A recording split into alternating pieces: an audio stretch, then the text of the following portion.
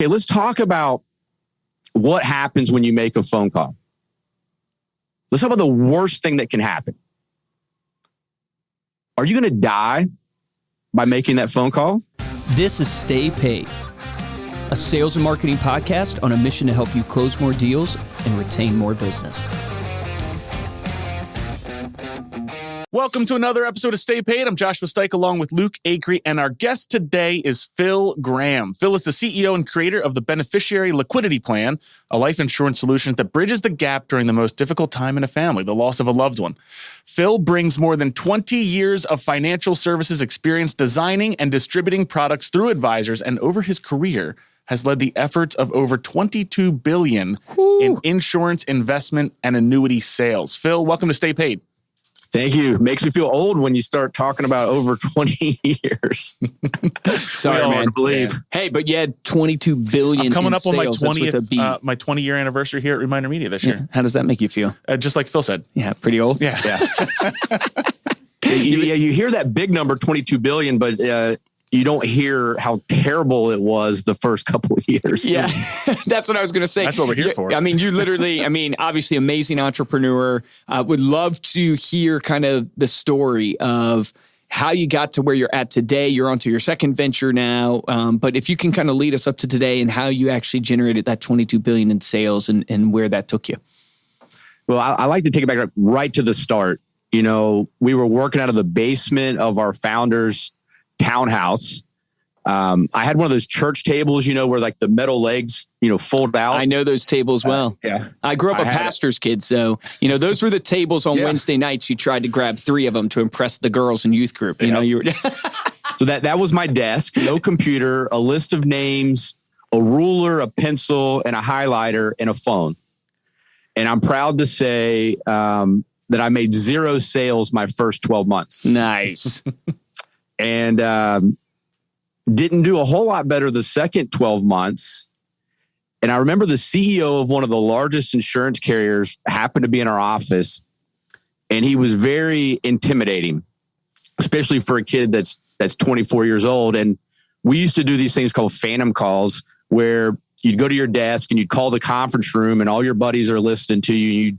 You'd pitch the product, and then they'd destroy you over the phone, and you come back down and you'd critique the call. I love that. And I remember I was like the top guy in the office, and I remember just being super, probably a little cocky and excited. And I remember came down there, and I'll never forget, he took his glasses off, and he's spinning them around his hand like this. And he basically was like, "Phil, you effing suck." And he didn't say effing. And I remember being traumatized, but he then went on to say, "You're pitching product." And I'm like, well, yeah, that's what we do. He's like, "No, you need to tell a story. So you need to ask questions first to find out what your client needs and wants. And then you need to paint a picture and tell a story about, yes, how your product is the solution, but don't just pitch the facts and the commissions or whatever. Like, really paint a picture with words and get them to engage with how the solution that you bring to the table will solve their problems or help them achieve their goals." And that's where I really just saw my business start, growing at 100% a year, multiple years in a row. But that was the game changer for me, was to get away from pitching product to telling stories and creating solutions. No, I love that so much, because what it is people buy on emotion. They don't buy on logic. And I think the biggest mistake is people, it's like features tell, right? And stories sell. It's the old saying, because you can convince people all day. The logic, they still are going to say it doesn't feel right in my gut.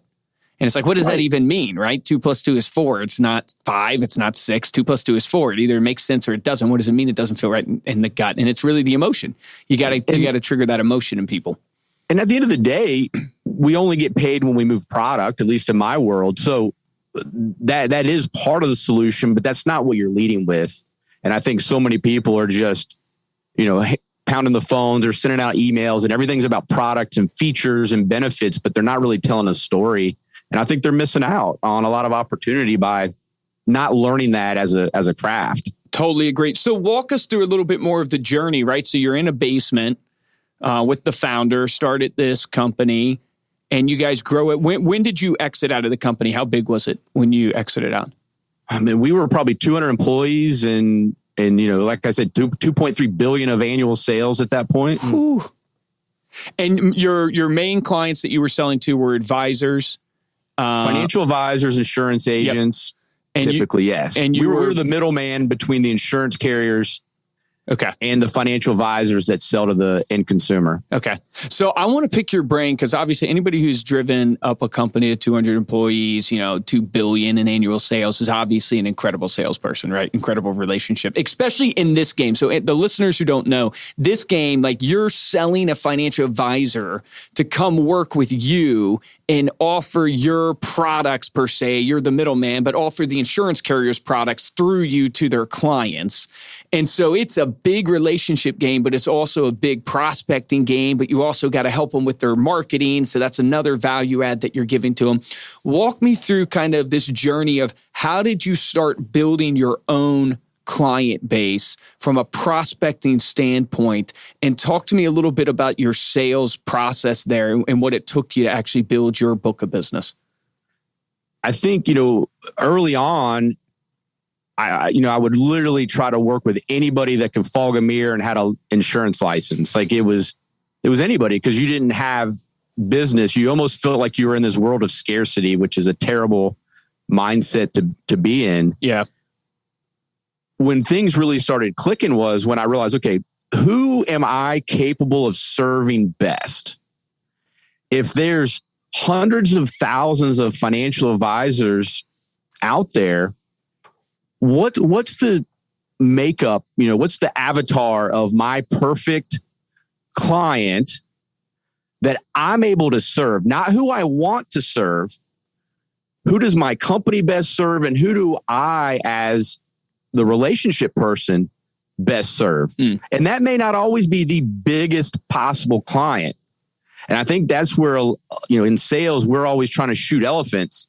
Well, maybe your company has a BB gun and you're chasing these elephants with a BB gun, and then you just get burnt out, but you realize, wow, I got a BB gun, but if I shoot 100 squirrels, I can make $1 million.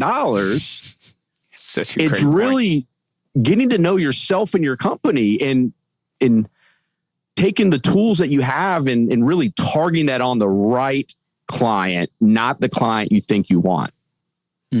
No, I think that's such a great point. And I think what happens to people, and I love what you said, I want to go back to, because I think it is powerful to people who are starting that are brand new. When you're brand new, you have to work with everybody. That whole idea of the people who fog the mirror, that's what gets you the ability to learn this business, gets you the ability to actually learn what you're good at, what you're bad at. So everybody who's coming in, if you're hearing people say, hey, look, you got to know exactly who you're going after and everything like that. Beggars can't be choosers. You need to pound that pavement, and you need to actually, do what they would say, like in the music industry, you got to go play the bars, right? You got to go play the dive bars, the coffee shops with two people, one person, your mom sitting out there. I was a musician, so I had that. My mom was like the only you got to get reps in. Doesn't matter if it's at bats, exactly. If it's playing bars for 8 hours. But then you learn, what you're saying is you learn, hey, where do I actually best shine? Where do I actually have the most success? And one of the things that we learned from, Dan Allison? He said your best ability to find out kind of who your ideal client is and who you should go after is your current clients that you had. Call them up and find out, what did they love about you? What was the pain point you solved for them? What was the real value proposition? And he made the joke that people pay like hundreds of thousands of dollars for consultants to come in and tell them about their business and about their clients, when all they have to do is call their actual deals that they had, their actual clients that they had. And that's going to be the best source of information possible for you. So walk us through then, right? You find your ideal client, like the prospecting methodology that you used. What was the prospecting methodology? Was it banging the phones? Was it social media marketing? Was it email marketing? Was it a little bit of everything to build your book of business? What was the prospecting methodology? I mean, originally it was 100% phone, because emails were still fairly new, and there wasn't social media at the time. But as it's evolved, especially with some of my my new launches, the phones, in my opinion, have to be a part of the process.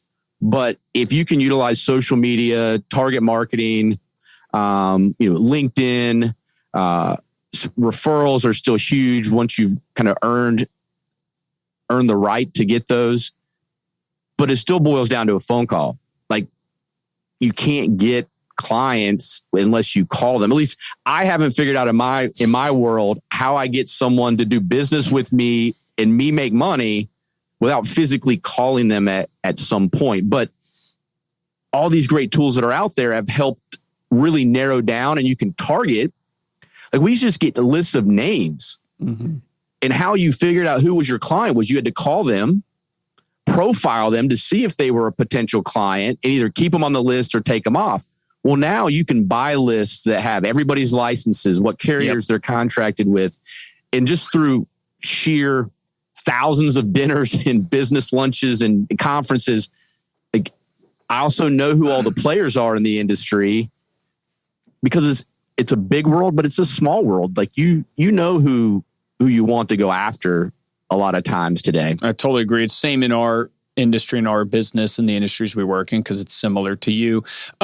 When you think about like picking up the phone, why do you think most people stray away from the phone? Most people are anti picking up the phone or don't do it. This is a fear of rejection. I mean, human nature is none of us want to be rejected. I did a sales presentation for a buddy of mine's real estate firm just on phone sales.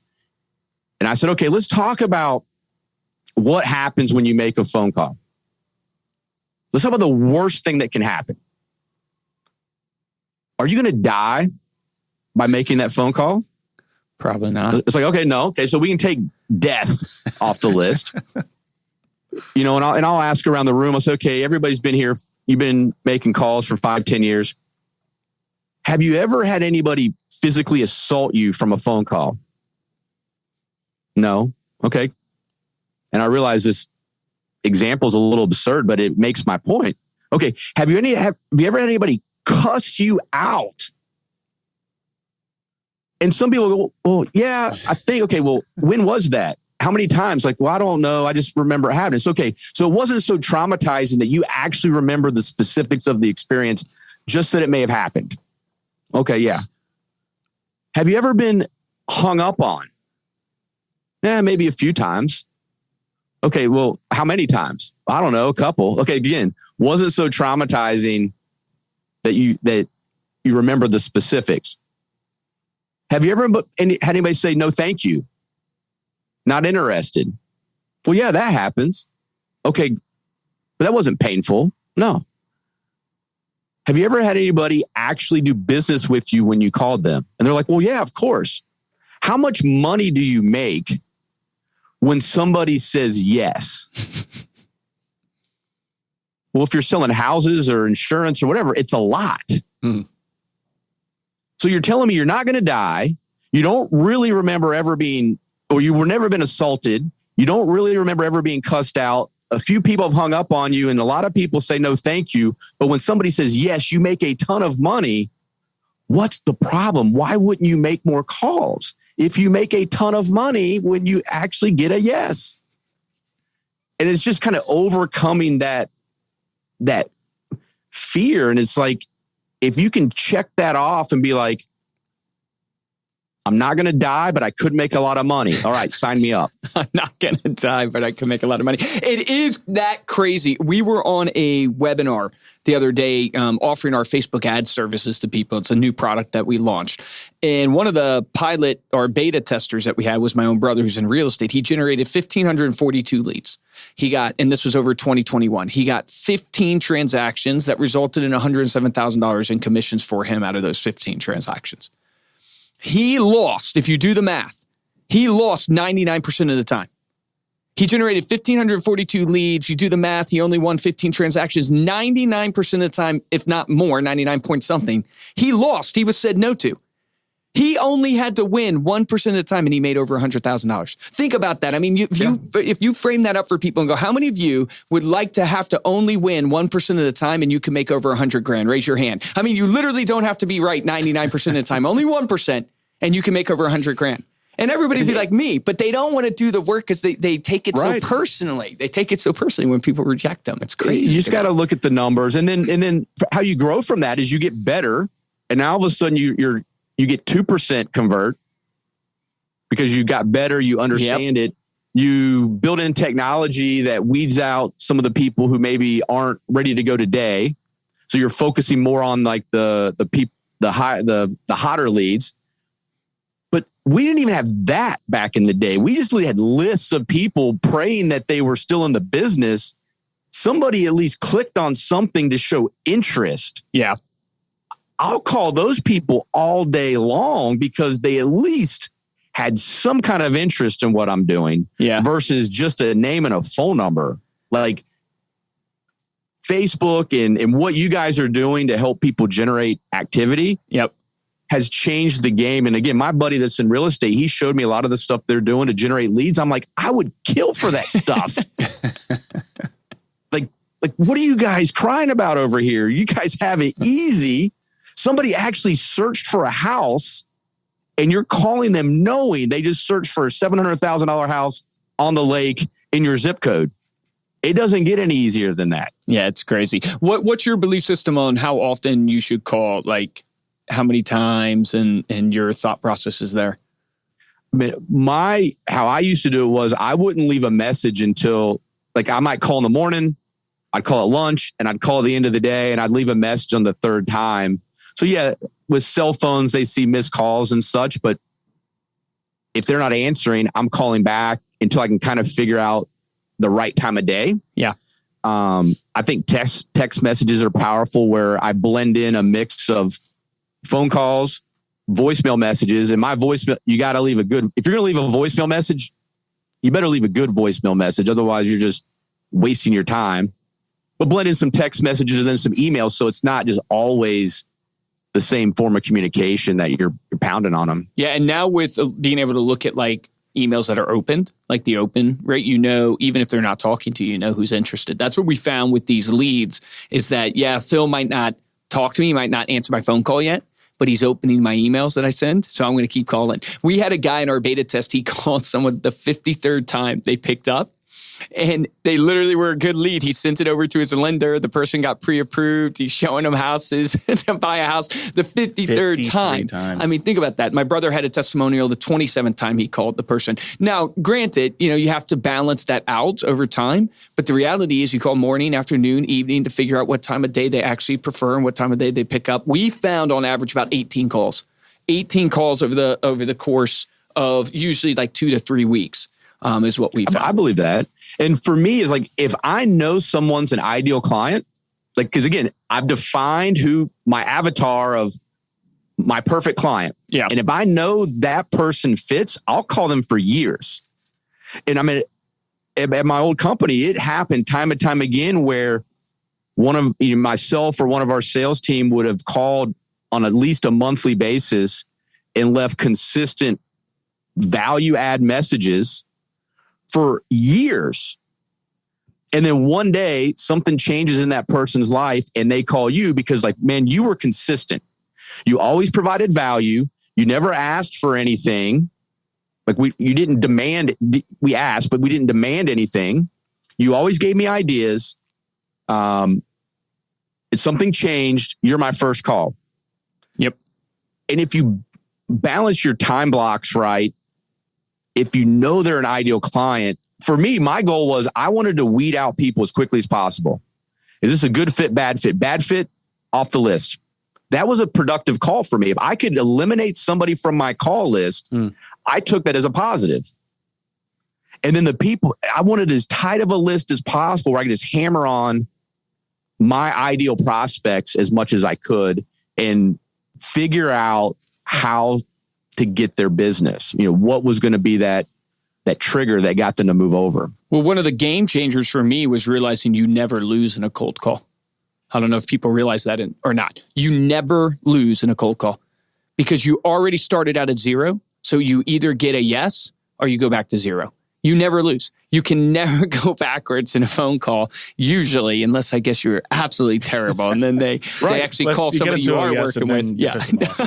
But you can never lose in a phone call. Okay, I want to switch gears here because you've built, a profession on helping financial advisors be successful, right? And building their business.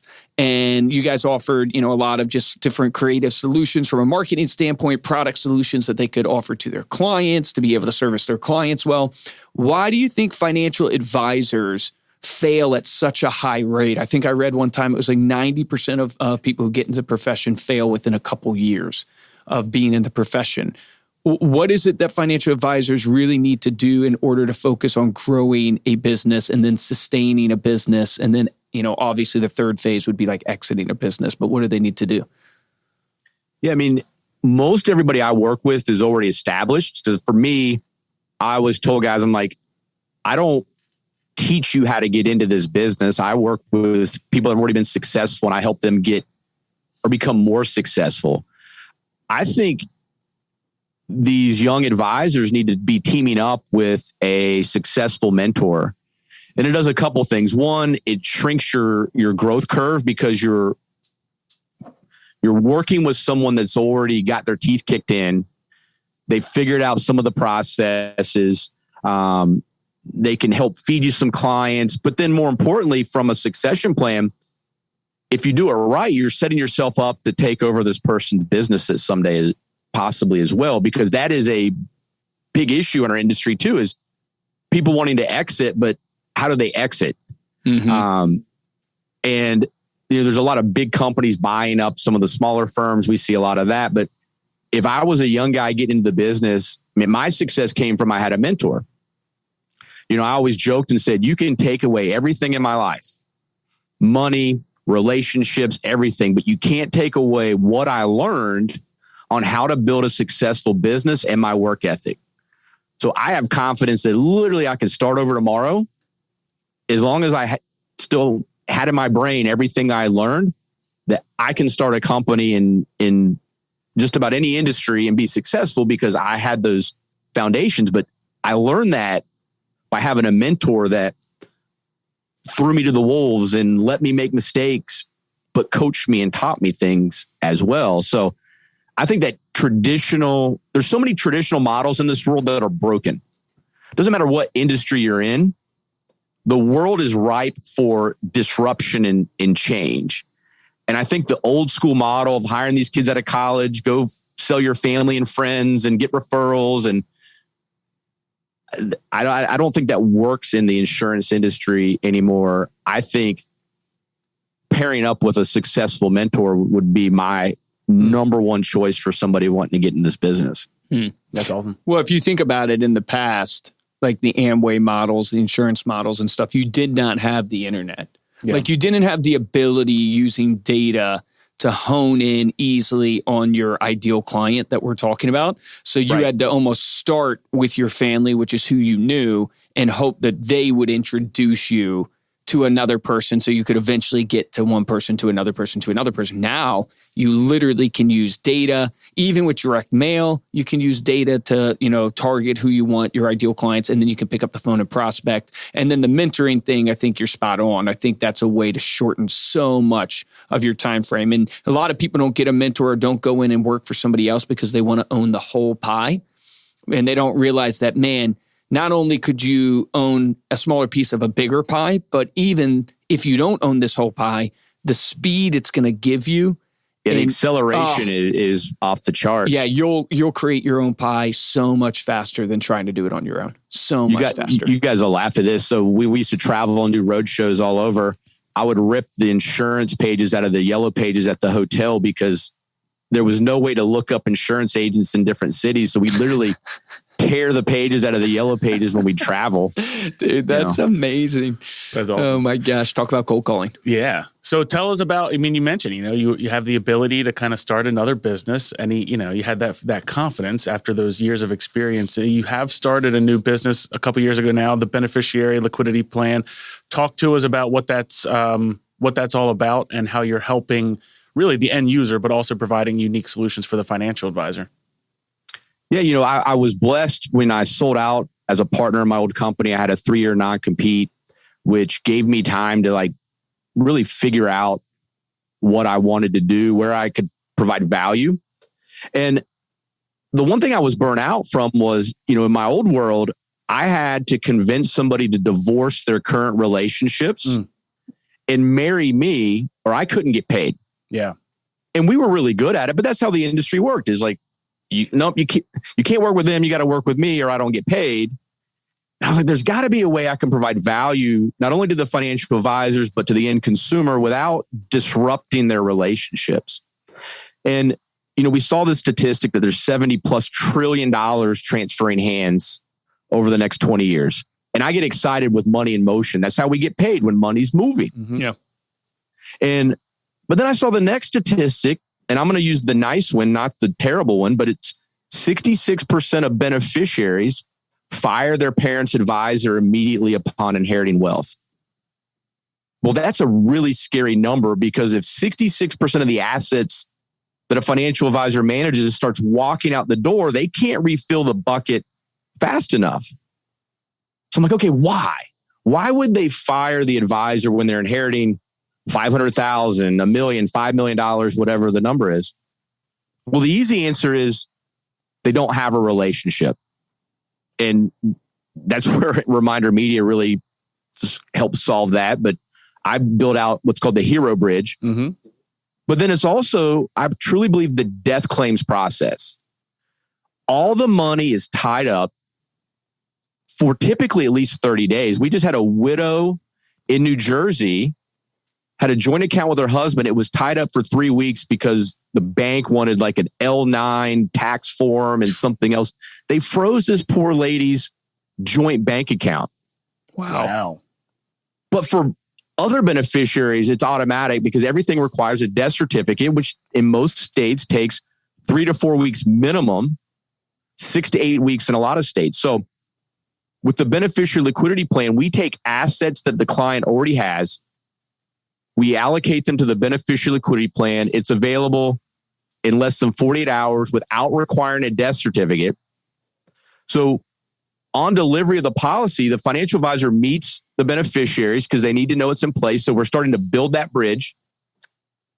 When the client dies, the advisor's the hero now, showing up with money instead of the bad guy. Mm-hmm. And then when we incorporate the Reminder Media bi-monthly communications, the advisor's now staying in touch 6 times a year. They met the beneficiary that we put the beneficiary liquidity plan in place. And then when mom or dad passes away, the financial advisor not only has a relationship with the beneficiary, but the hero showing up with money. So we're able to monetize their existing book of business, but more importantly, build that bridge to keep those assets when their clients pass away. Yeah, it's really, really genius. I had no idea it was such a pain point. Of not being able to access the funds. So if my parents passed away and you needed the funds to be able to do the burial stuff and be able to do all the transition stuff, you can't access the funds right away. Normally, somebody's having to pay out of pocket and pray they get reimbursed. Yeah, I never knew that was such a pain point. But it is genius. And the real genius part of it is you're allowing the financial advisor to get introduced in a great way to the beneficiary, to the kid who's going to be now in a positive way. Yeah, right. Yeah, it's that intro, and then they come in at the end. Not saying it's a horse with shining armor or a knight with shining armor, a horse with shining armor. You could put the armor on the horse. You could put the armor there, but you're going to come in like the knight at the end of hey, taking care of them when that tragedy happens.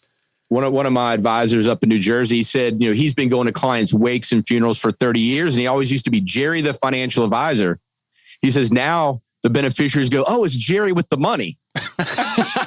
He was like, I'd much rather be Jerry with the money than Jerry, the financial advisor. Oh, man. That sounds crazy. Like a really unique and really cool solution that you've got. One final question for you, Phil. If you, knowing what you know now, we always like to pick people's brains, people that have been successful in their career. Knowing what you know now, what would you go back and tell younger Phil? Oh, man, that's a good question. I think not be so hard on myself the first couple of years when I wasn't having success. And I think if I could have found someone that was doing my job, that was already where I wanted to be, that I could learn from and emulate and ask questions to my success, because we were kind of trailblazing. We didn't know what we were doing. We were figuring it out as we went. If I would have had guidance on what that successful person in my role looked like that I could copy, I would have been all over that, because I'd still do that today. I mean, through books and podcasts and, spending time with guys like you and your team, I'm always getting better, but I didn't feel like I had that early on. So I would have tried to seek out someone that was already where I wanted to be and learn as much from them as I could. Well, that we hear that so often. That's a common response. So it kind of tells everybody listening that if you don't have that person, if you're younger in your career, you haven't found that mentor yet, it really doesn't matter what time in your career you go and get that. Find someone that's where you want to be, and ask them to help guide you. All right, Phil, thank you so much for being here. Before we close out, let people know how they can connect with you and learn more about the Beneficiary Liquidity Plan. Yeah, the easiest way, just connect with me on LinkedIn. Phil Graham in North Carolina. You'll see me, my smiling face right on there. Connect with me on LinkedIn. All my contact information's on there. And that's probably a great place to start. Love it. Thank you again for being here. Thank you all for listening. To dive deeper in this episode, get those links that we talked about here. You can go to staypaidpodcast.com. While you're there, you can get the video and the show notes for this episode. If you enjoyed this episode and want to show your support, there's 2 ways you can do it. The first way is head on over to Apple Podcasts, drop a 5-star review along with a review on what you thought of this episode. And the best way to support the show is to tell a friend and share this on your social media. If you want to get hold of me or Luke, you can email us at podcast@remindermedia.com. And of course, you can follow us on Instagram. We are at Stay Paid Podcast. For this episode of Stay Paid, I'm Joshua Stike. Guys, and I'm Luke Acree. Here's your action item. You just heard Phil. He from a basement grew a company to annual $2 billion in sales, right? Here's how he did it. He said he pounded the phone. He wasn't scared of the phone. I'm going to tell you right now, what you should do as an action item is pick up that phone and call your leads. You have leads right now that you're not calling. You have past clients that you haven't talked to in months. Get on the phone with those people. What's the worst that can happen? Are you going to die? Nope. Are you going to get assaulted? Nope. No, we learned from Phil. That's not going to happen. They're going to say maybe not interested. Maybe they'll hang up on you. But chances are that's not very painful. So pick up that phone. Remember, the difference between top producers and mediocre producers is top producers take action. Take action on that today.